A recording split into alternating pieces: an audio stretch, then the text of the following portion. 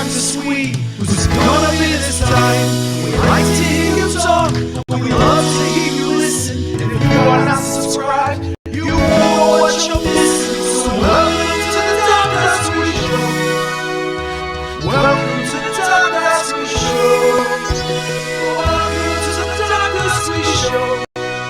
Headphones up, here we go.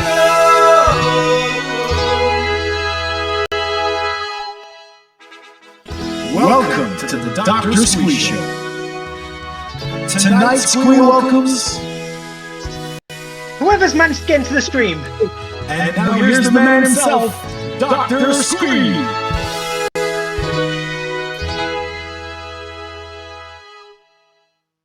Hello and welcome to the Dr. Squee Show. I'm Dr. Squee and this here is my show.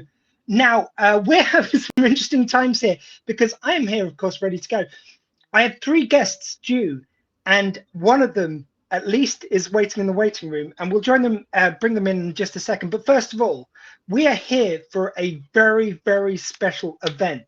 Now, this is SuperPod, of course, SuperPod 3, which we're here as a part of, and it's raising money for comic relief. So, Al Galpin, are you there? Hi, master of SuperPod. Al, there you are, as if by magic. How are you, sir? I'm very well, thanks. How are you? Yeah, very well, thank you. Did we just swap ends? Yes. Well, it's your show, so I've put you on there. Oh, on that thank side. you. I'm chuffed. I'm chuffed. But sir, look, I'm how are we doing? You put me in the corner, but No, don't put you in the corner. Put you in the spotlight. Finding your religion through SuperPod. So, SuperPod 3, thank you very much for having me back. Yeah, I know, audience, you're surprised. I don't know why he does it either, but he's a glutton for punishment. Al, so this is the 3rd SuperPod. First one was 36 hours. Last time it was 2 12-hour days, if I'm remembering correctly. Now we're down from 8 till midnight. Like next year, it'll just be us for just like, we'll come on, say hi. Hopefully people donate and then we'll just sort of. No, you see, I'm trying to be good with swearing. Won't shrink it that much. Yeah, I'm just kidding. Look, I really appreciate it. You put in so much effort. How are we doing for the fundraising? Not too bad. Last time I looked, we're closing in on 400. I haven't looked for a while, so let's try and aim to hit 400 by the end of your show. So we're 347. Right. So the target we're setting my audience is 3 quid. No, 3 quid. 53 quid. Oh, sorry. I thought you said. Oh, I misheard. 447.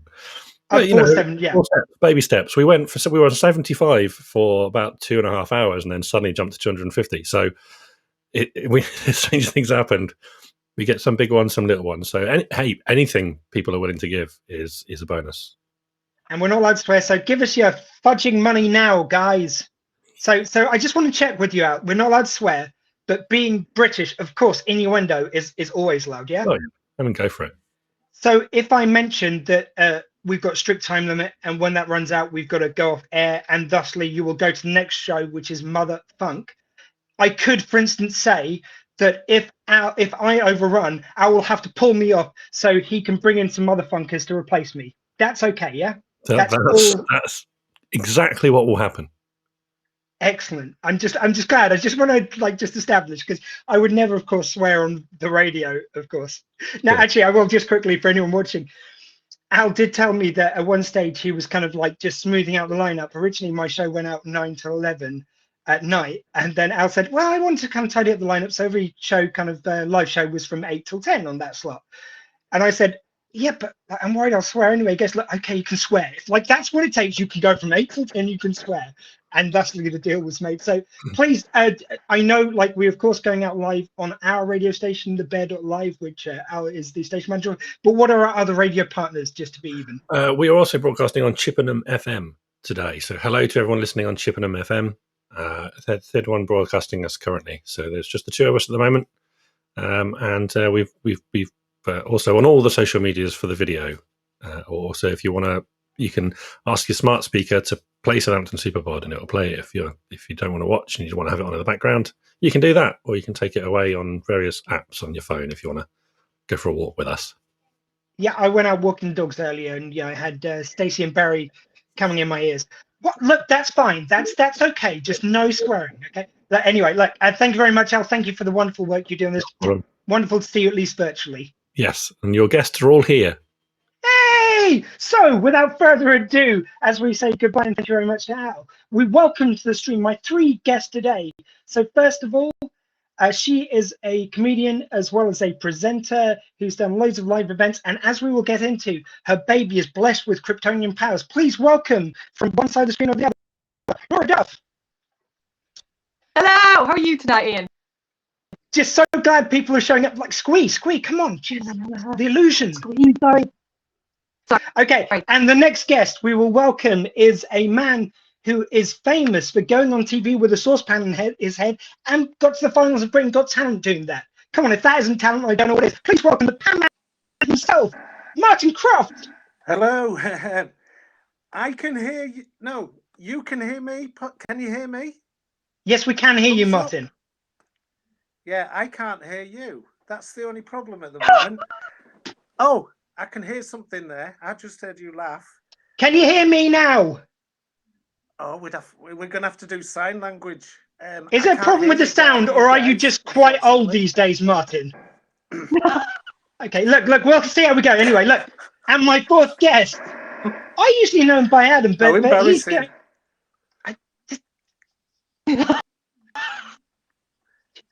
And my 3rd guest today, this is all going so well already. Please welcome, you know him from such events as Sci-Fi Weekender. He's a host, he's soon to be a ringmaster, and he also he does loads of other stuff. Anyway, look, I usually know him as Adam, but today he's going to be using the fake name, and my phone's going to go off, because of course it is right now. He usually goes under the name of JimCredible. Please welcome to the show, JimCredible, Adam. Hello, whatever you call yourself. And Jim, I just want to say, as smooth an entrance as I've ever done hosting, anyway. I mean, my mum would call it that moment. Of course you would, of course. But look, I mean, Jim, I have to say though that me, Miss Duff, and the Pan Man here, Dr. Squee, we do not appreciate this fake name you're suddenly coming in with. JimCredible's been my entertainment name for a decade. Actually, a decade. Oh no.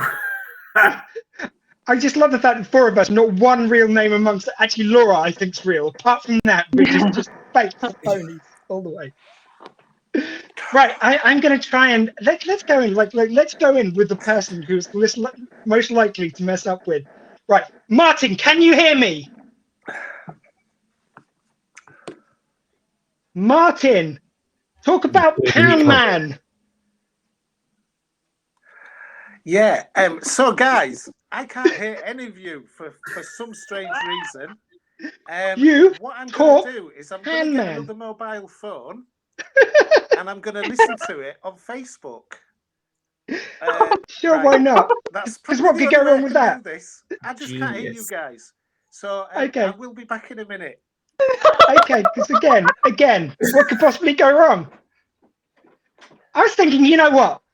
I know, I'll just grab 3 friends to come on. That way we can go like Graham Norton chat show style. There won't be a problem. Like, it's not like anything could go wrong there. I've got so many people. And just before we're going on air, I was going, oh, my mobile won't work. You've got Martyn going, oh, I can't connect with my browser. Jim here, that's the only one who actually managed to get on straight away, isn't he? I mean, and who had the bets that he would be the one? Who? No one. Sorry, I love you, Jim. Laura, I will go to you first then. Laura, how are you? You all right? Everything's going fine for me. I'm fine. I've got 2 children downstairs and a husband who might make a lot of noise. They might not. Let's just go with it. If you hear screaming, nobody's getting hurt. It's just a child getting upset. She has to go to bed. That's all. I wouldn't mind, but at the beginning of this, I did a 24-hour podcast unless things went wrong in 24 hours. Then so far in the last 10 minutes. And now we hear a domestic from Martyn in the back. No, okay. Fine. Like, Laura, we were talking about, of course, you've done some fantastic live events. You've been a host to, and one of which you met Dean Cain and Terry Hatcher, the 90s Superman and Lois. Yep. So they blessed your baby. You've got this wonderful photo of them laying hands upon your baby. Not like that. It's all savoury. Tell us a bit about that. Well, I am not ashamed to say that when... Oh, is he back? To a laptop. I'm disappearing. I will come back. I'll be Brilliant. probably 5 minutes. Okay. Okay, because the main thing is, if you've got technical issues, just talk over what's happening in the room with people who are working. That's the takeaway. Sorry, I love you really, man. I'm just go on, Laura. Let's go back to Dean Kane, because he's beautiful, right? So I'm going to be very female here, okay? And I'm not ashamed to say it, or male, anything that you like. When I was about 12 or 13, in my high school class, we used to have a poster of Dean Kane in our classroom. So we would walk past it and we'd all go, "Morning, Dean."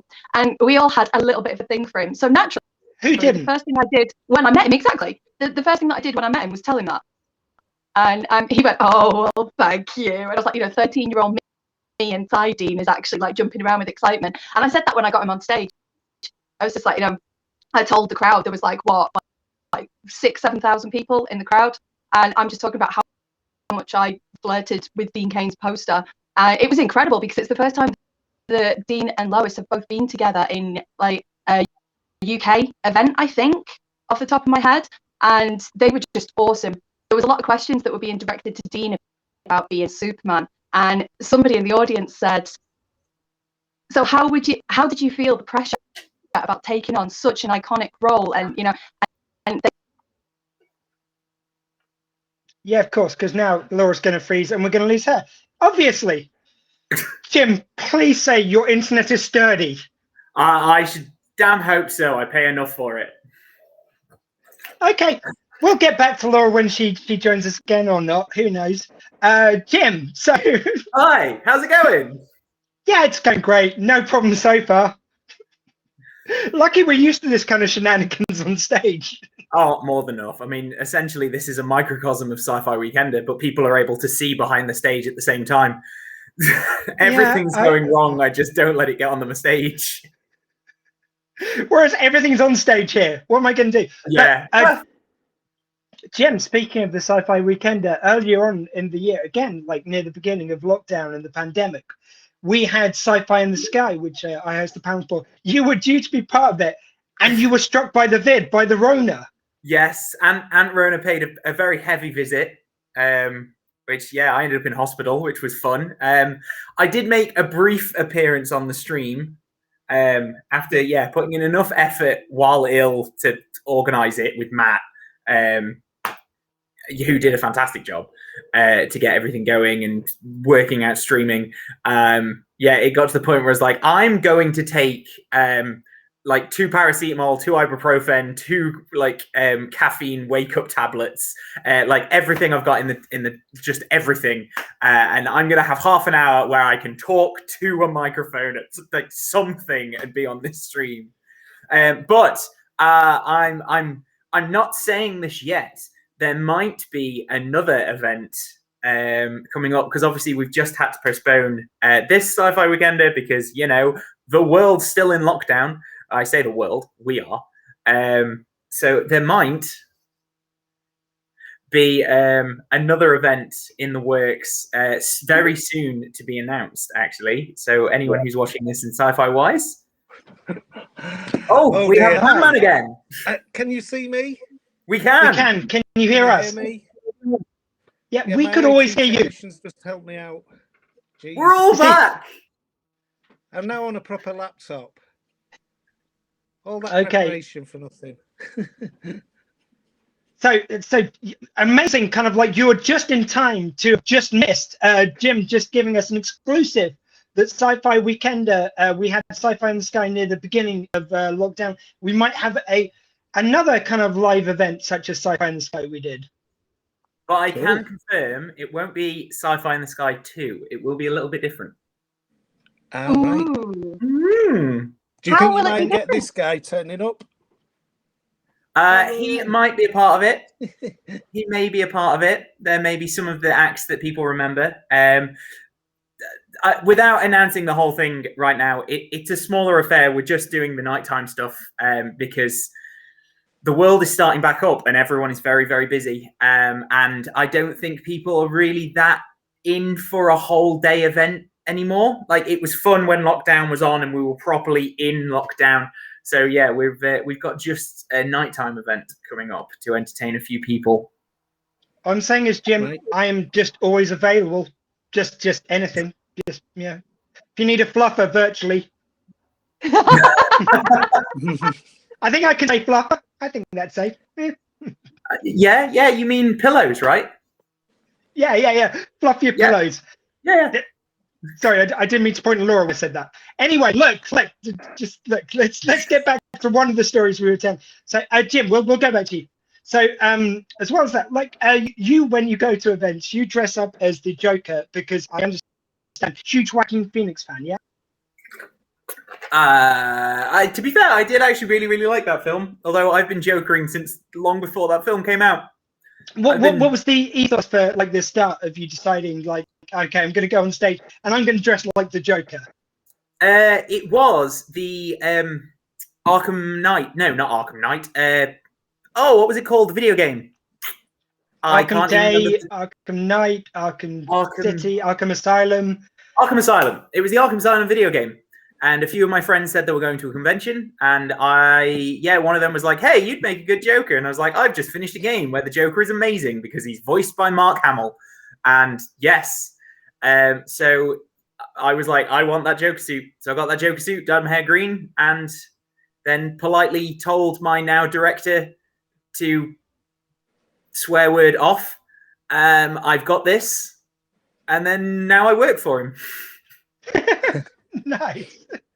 And I do love the set pieces which they do at Sci-Fi Weekender, where they've got the Area 51 dancers, and I believe you do appear at some other events with that act. And it's just they do this big elaborate dance, and you just swan on the stage, and they generally drape themselves over you. Is it a tough gig? Was my one question. It's horrible. Truly, truly horrible. Oh. It's one of the worst. I mean, I'm now technically international host, I guess. My hair is an absolute mess because I'm having to grow it out for event that I'm doing out in the Maldives in a few weeks' time, which is super fun. I can't tell you any more than that because I can never tell anyone about what we're doing out there, which is not fun. This is great. If you could just have more stories which would end with "I can't tell you about it," that'd be wonderful. That's what we want on live. No, working with Area 51 is essentially it's kickstarted everything. I work in the Maldives twice a year now at a very nice island out there. We've done Prague, we've done Barcelona, and obviously events all the way up and down the UK. A lot of Greatest Showman before everything shut down. A lot of Greatest Showman. A lot. We will get back to you in a minute, Jim, and your fantastic new sideline which is starting up. We'll talk about it in a minute. But Laura, as you got cut from the stream, you were telling us about Dean Cain. Where did I even get to? No, you were on stage. You had just told him that you were, fancying his poster. And that was okay, because I carried on talking, and then you and Adam were like this. And I finished, and I went, you guys aren't there, are you? So I felt we had quite a different experience. It was a little bit strange. I don't know what happened, so hopefully I'll get to the end of it. But it was really, really simple. Basically, I was really privileged to get Dean and Terry on stage. It was like a Dean and Terry sandwich. Here's me in the middle, and I'm like, oh my God, you two are my childhood. And we used to kiss a poster of Dean Cain in school. He was amazing. He was so nice. Oh, he gave me a massive hug, and he said he wished that he had my energy if he would be pregnant. And I just thought he was amazing. And he and Terry being on stage together, the chemistry between the two of them is just absolutely phenomenal. She is so quick-witted, the way that she comes up with her responses.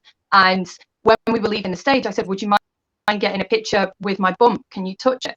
And I'm just making sure, are you guys moving? Can you move? Yay! Yeah. It was sorry, honestly, I was just thinking about the time when I said to Terry Hatcher, can you just touch my bump? Can you just touch it? And security was on me like that. It's fine though.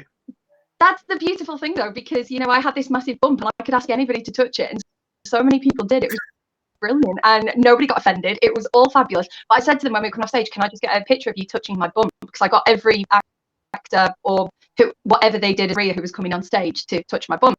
And so Dean touched it, Terry touched it, and Dean said, oh, it'll be a little superhero. And Erica, when she was born, a bit gross for the people who don't want to know this or don't know much about it, when the baby comes out, they come out supposedly head first, and then shoulders, and then arms. And Erica came out like that.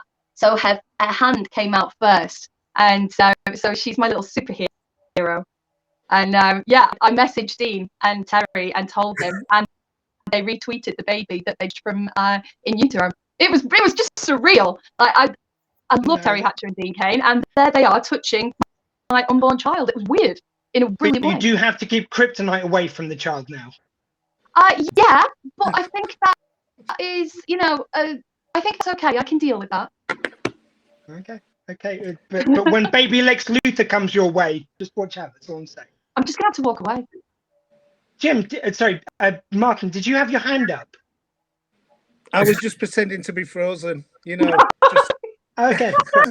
Because like... that's what I need about now. That's really what I need about now. Please, everyone. That'd be grand.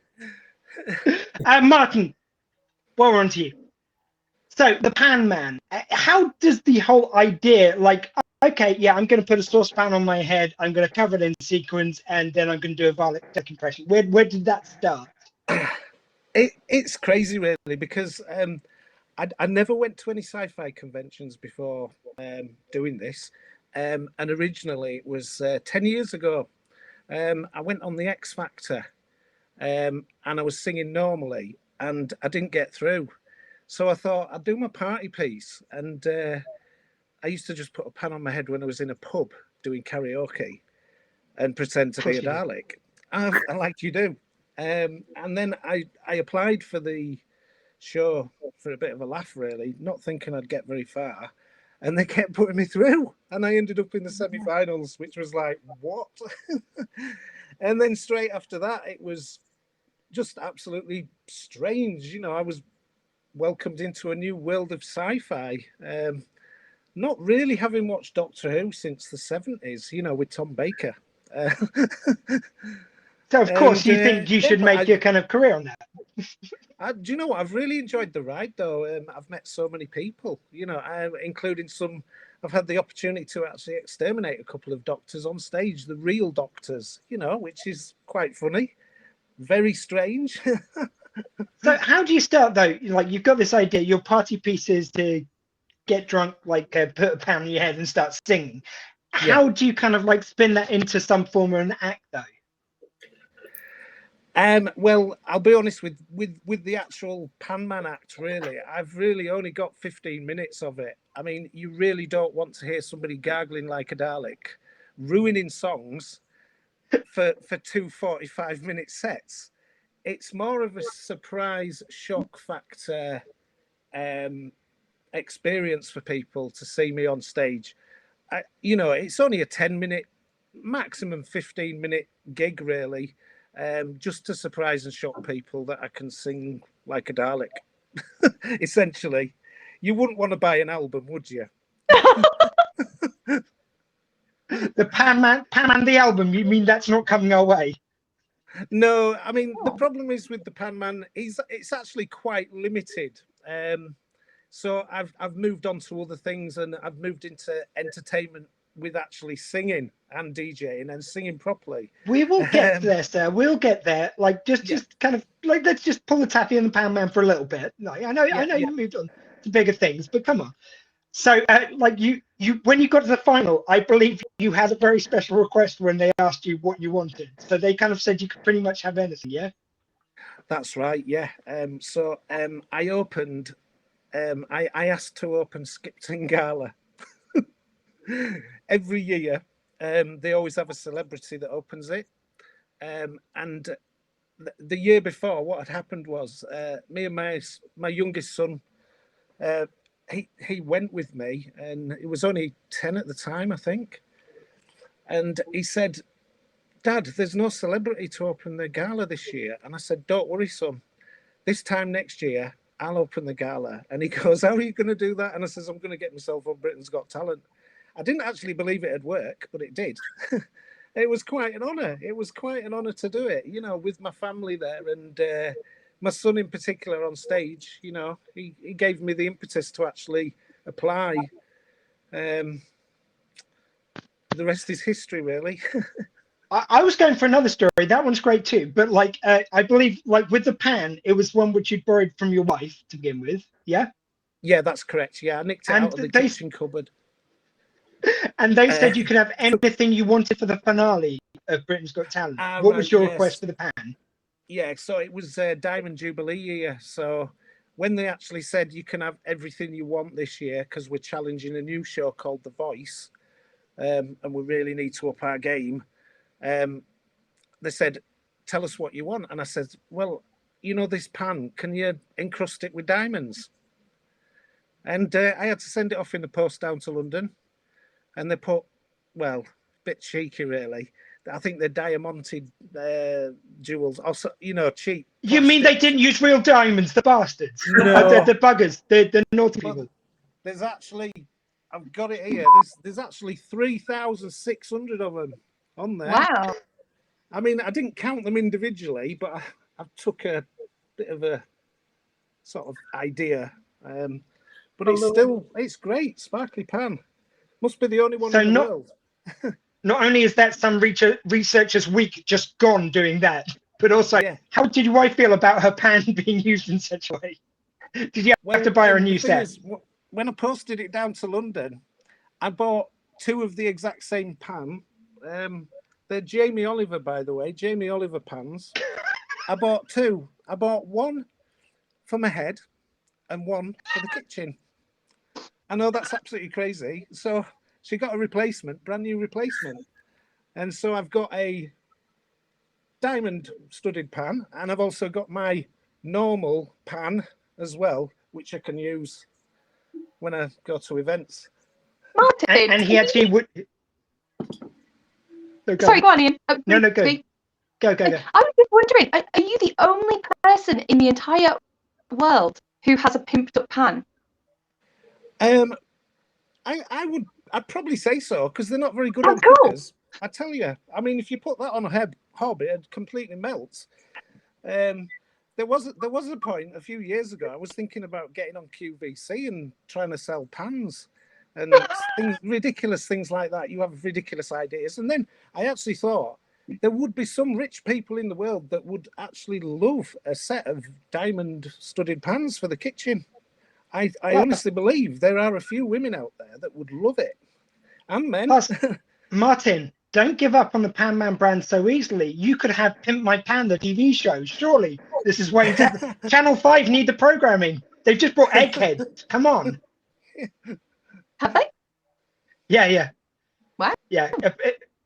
Apparently, they tried to make it sound as if they weren't dumping the MASH report for being too lefty by going, oh, we also got rid of Eggheads, which we sold to Channel 5, which isn't kind of insane, but let's not go into that. What, panheads instead? Panheads, there you go. You can have a whole pan network. We can make this happen, surely. Yeah, Laura's going to be the first. You can be the co-host on Can I be your pan girl? Pan girls, come honestly, on. I've thought over the years. I've thought of so many different ideas. I mean, one of them was pan, peace all nations. Stick a pan on your head and send it to your next friend on the internet and let it go viral. I mean, you never know. I don't know. I think the pan girls should be called the pangolins. That brand hasn't been damaged by any news story, has it? No problem with that, is there? I feel like there are quite a few pansexuals that need the shiny pan, so that every time someone says, "Oh, are you attracted to pans?" they can just crack that out and just whack it around people's faces. That seems fair. I like it. I mean, that's another thing with the actual pan man. I was actually called the Dalek man originally, but I had to change it to pan. Because we got a cease and desist notice from the Terry Nation Foundation. Really? Yeah, for trying to market a mug that said I could exterminate a cup of tea. So I just feel like some people have got too much time in their hands. So I had to change all my marketing from Dalek Man to Pan Man, and I had dalekman.com. I had everything. I had the business cards. I had to get rid of them all, of course. And now I'm called the Pan Man. Well, you see, and plus with Jim's interjection there, not only have we brought into the discussion pansexuals, I've got a token woman and a couple of, 3 nodders here. Come on, if I don't get a grant for this show, I don't know what will. So, Jim, getting on to you. Ringmaster now. Did you just rub a lamp and wish real hard? No, funnily enough, it's the circus that my partner used to work in. She's an aerialist. She's worked with them a couple of times, and out of the blue, a couple of weeks ago, she got a message from the gentleman that owns the circus, just saying, "Would you like to come and host our circus? We need a ringmaster." And obviously, she messaged back saying, "No, not a ringmaster. But my partner is, though. Is this just your roundabout way of asking him without asking him? Oh, what's his last name again, so I can add him on Facebook?" And then, suddenly I've got a 5-month stint going around the country to get myself out of lockdown being a ringmaster. Very cool. Yeah. I mean, what kind of skills are you honing for that? Because, obviously you've already got the kind of big brush presenter. The microphone's a token for you, I realise, but kind of what are you working on in your circus skills? It's always dangerous. I have realised I've just brought him onto live TV. Oh my gosh. I can whip crap, right? You just had that in your bedroom, right? This was just already there. No, this is the front room. Come on. Downstairs. One upstairs. Yeah, that's just his casual whip, the sex dungeon. Ho-ho. No, I mean, hosting ringmastering, it's all very similar. You've just got to be, obviously live shows, so you've just got to kind of be on the ball for the whole show, waiting for any kind of mistake to happen. And then doing the whole, that's live entertainment for you. They might make it look easy, but actually it's super hard. Oh, you can see my dog walking in the background. Yeah, things going live on things going wrong on live broadcast, such as me not being able to get censored out. I can't imagine what that's like. No examples here. It was a bit of a, after everything of the last year of, let's be honest, the whole world shut down and there was no entertainment. It was a nice little surprise. So now I'm ringmastering my way out of lockdown now. And how's it working with the circuses? Have they just continued touring, obviously following around the rules? How do they? Yeah, because it's outdoor, obviously big top, all of that fun times. They're at basically a third capacity. So then they're not making anywhere near as much money, but at least we can do a job.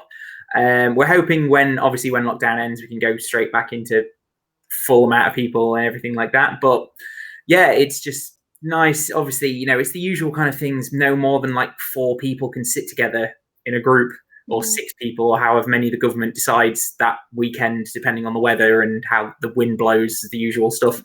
And they have to put a one-way system, so everyone has to go around the big top to get back out. Oh.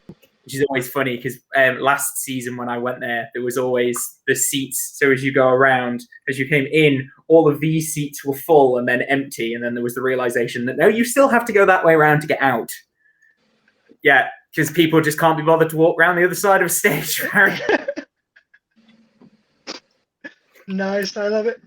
Laura, the other one, which I am just fascinated by. So you've done loads of fantastic big interviews, but the picture of you with Danny Trejo, were you interviewing him on stage? Was this just something you managed to get around it? But tell us about Danny.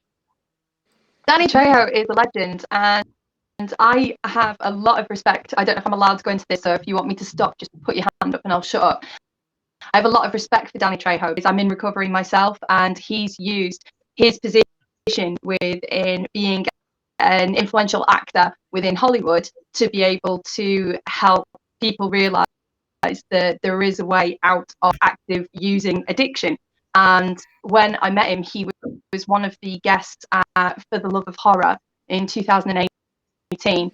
And weirdly enough, 8 days before For the Love of Horror had started, I was told after having a 6-week scan that I would miscarry. And if I hadn't, I would have to have a managed miscarriage. That is Erica.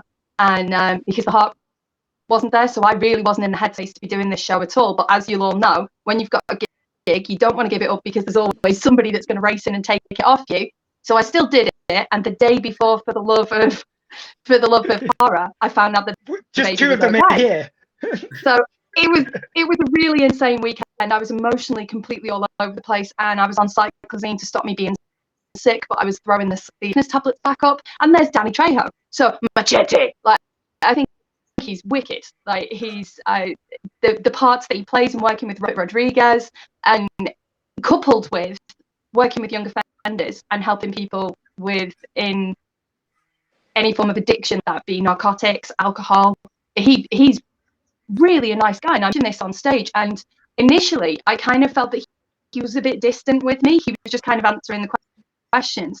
And then I threw it out to the audience and said, I don't know if anybody knows this, and I'm sure that Danny won't mind me mentioning it, but this gentleman has 50 years sobriety behind him. He helps young offenders try and get their life back on track.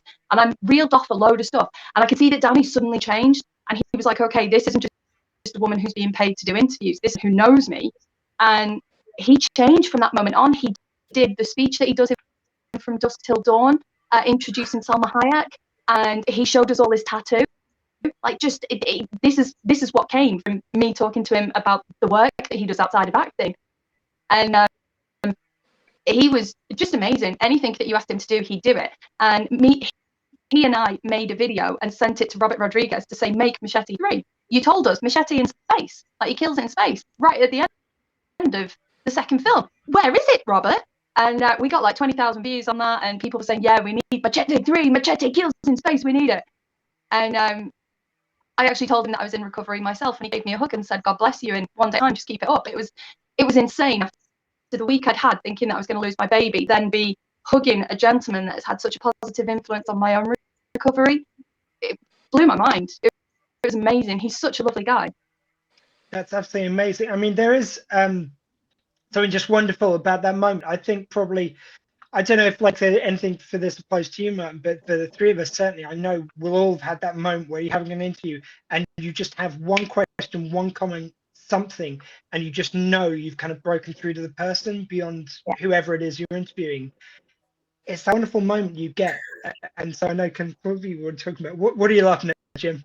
Sorry, I just had a horrible memory of that moment with Christopher Judge, was when we started talking about aiming your poo into a British toilet.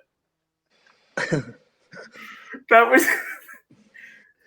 so yeah, the interview was going okay. He was very kind of, getting into things, but he'd not relaxed and really got into like the silly side of things. And I think what I'd asked him was something along the lines of like, so, what do you like about the UK, or is this your first time? I can't even remember exactly what I asked him now. And he was just like, you know what? How do you aim into English toilets? Because the water is so low. And then we went off on a 5-minute tangent about aiming your poo when you're on a toilet. You see, where else but the Dr. Squee show do you get a woman talking about kind of recovery and the fact that she was almost going to have a miscarriage, but her baby was born? Danny Trejo gave her an inspirational speech, and then Jim comes in with a poo story. Who, like from Christopher Judge as well. That's why I what other show? It's just an amazing story, and all I could think about is aiming your poo with the cotton ball. What other show? And a man who puts a sequin pan on his head. You do not get this anywhere else. Welcome to the Dr. Squee show. They pan poo. And speaking of pans, poo, and recovery, you can go to Comic Relief now and donate at superpod.co.uk. We're here for a reason, guys. I don't know what the total's up to now, but come on, we want to get it over the whatever mark that Al was trying to get it over. Al, what are we at the moment? Have we had any donations? No.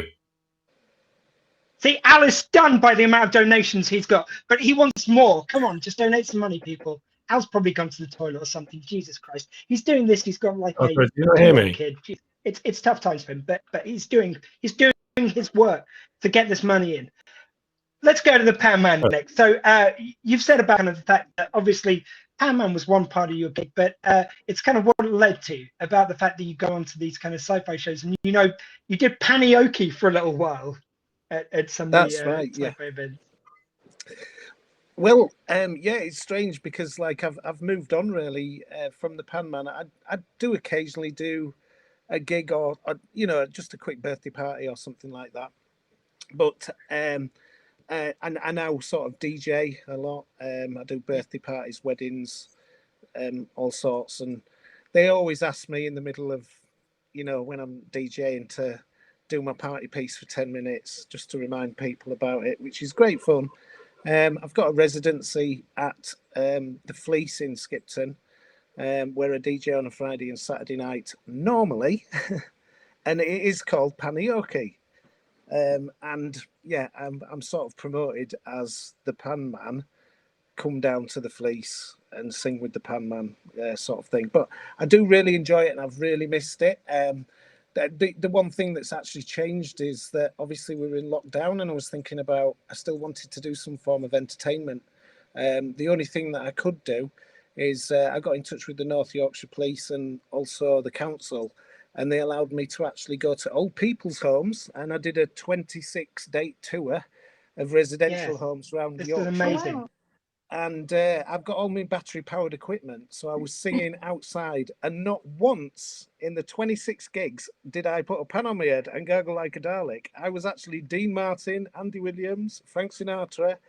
The great thing as well, from a learning point of view, I can now do 2 45-minute sets confidently. But it's all oldie worldy stuff now. It's like, instead of singing Firestarter on a Saturday night at the Fleece, I'm now singing, My Way. Fly Me to the Moon.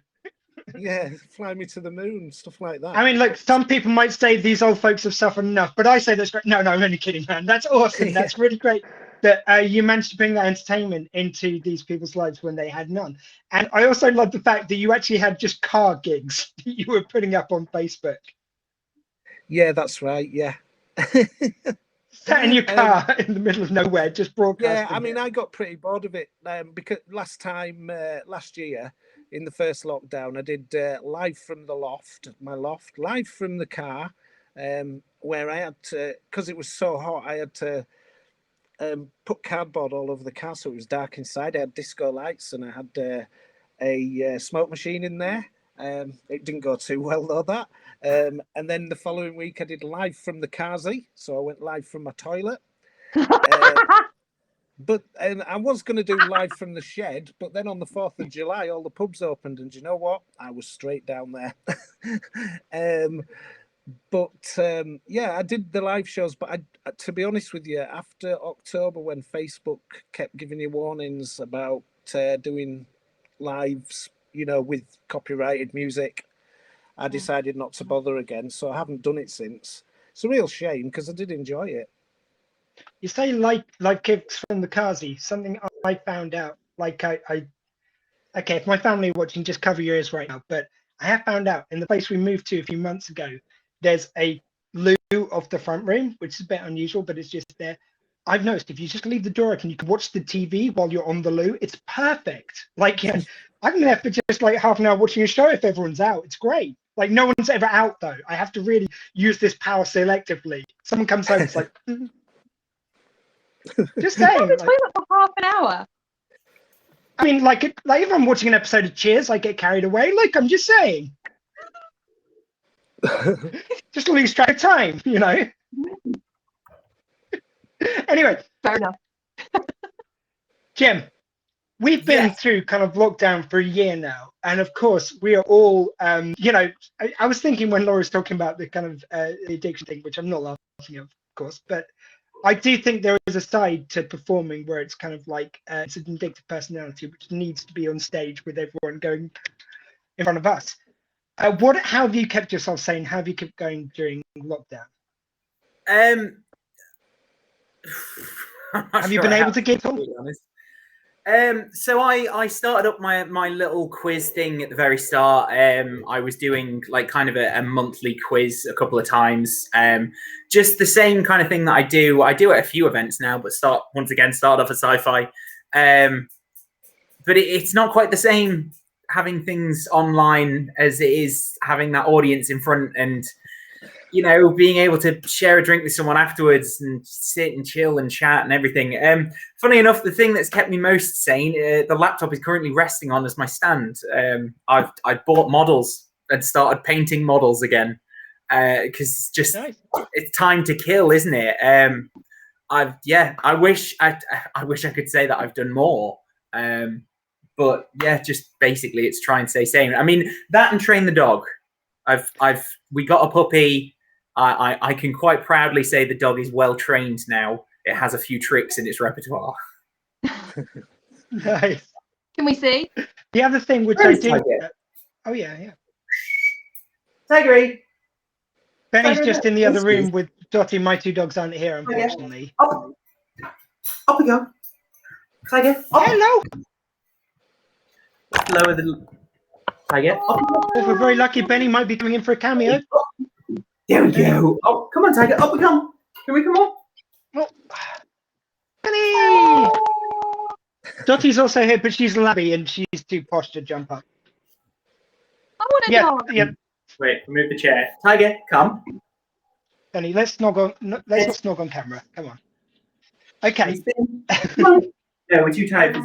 Down. We're now just doing dog tricks on the camera. Oh, no. Great, personal favourite. I think you'll be able to do this. Come here, Tiger. Benny's just going to take over the stream now.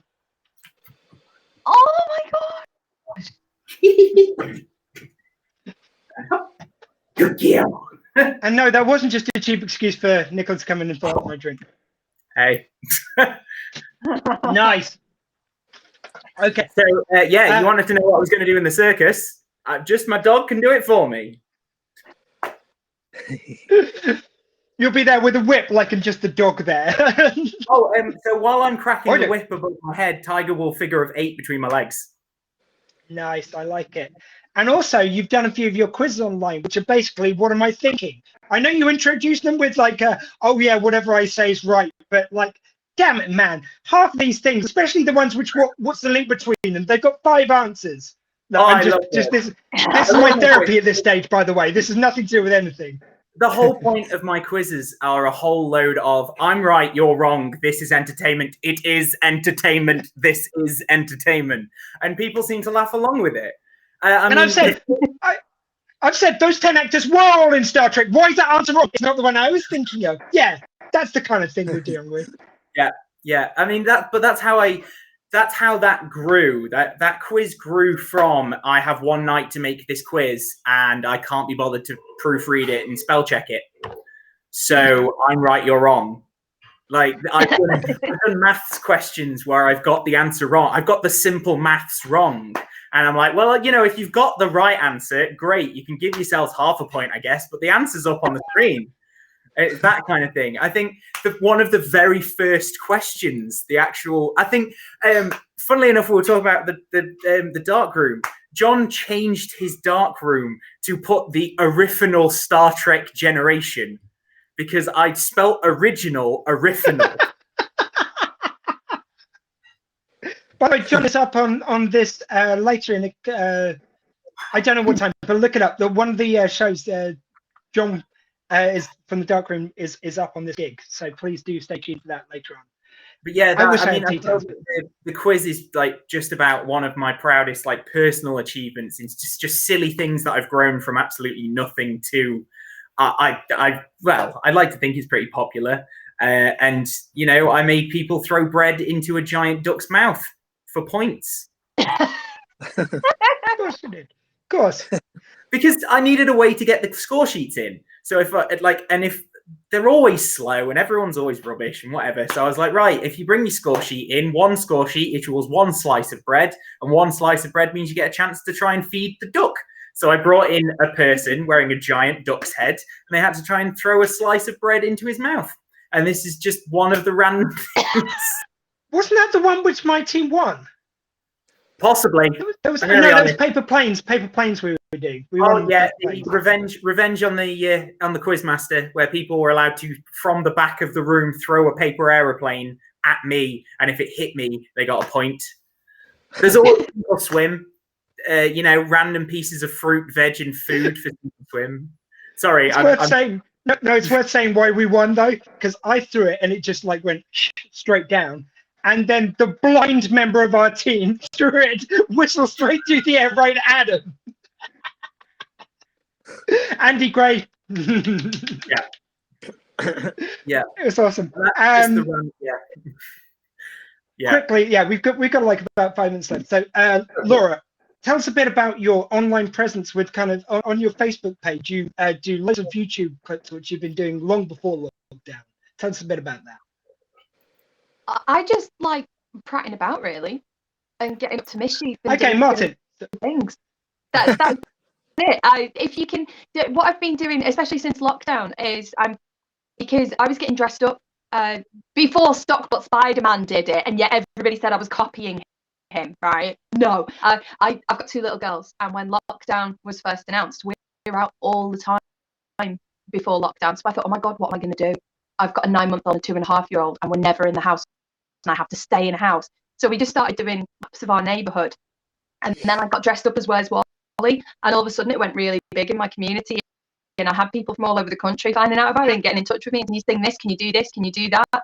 And we'd turn up at people's houses and sing happy birthday, and my little girls were doing it with me. So I started doing a few more things, like videos, like reading kids' books for kids at 6 o'clock. I'd do a video where I'd read any of the 200 and odd children's books that we've got in our house. I try and get some videos that are strongly discussing things that come within the mental health bracket, like anxiety, paranoia, depression, low moods, and talking to people about ways in which you might be able to help yourself come out of that, like to try and help. There's this really simple thing: HALT. Hungry, angry, lonely, tired. If you're one of them 4, your head can start to spiral. So if you suffer with anxiety, your anxiety can start to suddenly become unbearable. If you have low moods, if you're suddenly tired, that can have an impact on everything else. So it's just little things like that people have been messaging and saying thank you, and I'm like, I didn't do it for anything other than to try and keep myself entertained, to be honest with you. And it's just crazy how well, like Adam was saying, people like react so well and so positively to people who are doing something that's just, like Martyn said, something that's a little bit different. And they go, oh, that I don't see that every day. And then all of a sudden you get people saying, can you do that again? You're like, yeah, okay. You want me to? It's just trying to make the best out of a situation that a lot of people are struggling in. And if you can make a positive impact on somebody, brilliant. That's fantastic. And we have got about 3 minutes left because they do have these little sketches they've been putting on between the shows. So I think it's a good time to do an emotionally manipulative ploy for people to donate. I thought you were going to say menage a trois then. Well, we have got 3 minutes. It'll only take me 2, but let's go, guys. It's a knockout. If it's a menage a trois, it's a knockout menage a trois with 4 of us.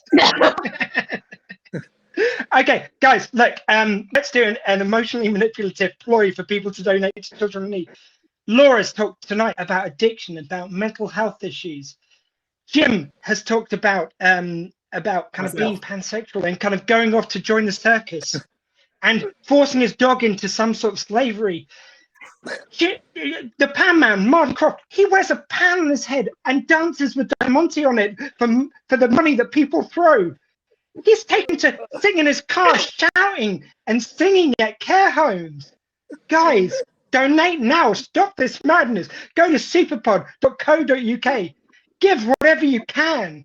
Please, end this madness. Stop me from going online and just saying these insane rantings of poor people who just came for a good day's entertainment for charity.